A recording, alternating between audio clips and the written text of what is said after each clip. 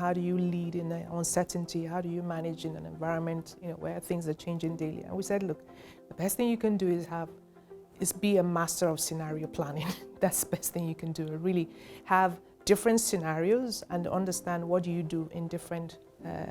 If this scenario plays out, this is what you do. If that scenario plays out, that's what you're going to do, because you really cannot say, here's what the next 5 years is going to be like. It's almost impossible to say that now.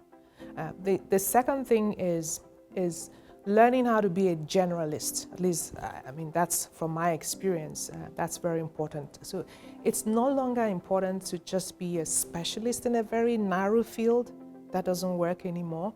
Now you have to have, like you said, you've got to understand what's the impact from a climate change perspective, sustainability perspective. I became the Chief Sustainability Officer really last year. Now I know so much about COP26, about COP27, what's the commitments that different countries in Africa have made, and how do we integrate Jumia into those plans that they've made. Yeah, so these are some of the things I'm understanding, learning about how do you calculate the CO2 impact and all that. These are things that are very much science-based that in my prior roles I didn't have to do any of that.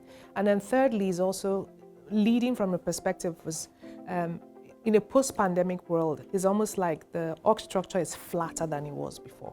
Much flatter than it was before, if that were possible. So you have to supervise at different levels. It's very senior level as well as a very junior level, because if you're working in a hybrid environment, then you need to be able to meet people at where they are, depending on whether they were just managerial level or they're a much more senior executive level, and be able to relate at those different levels.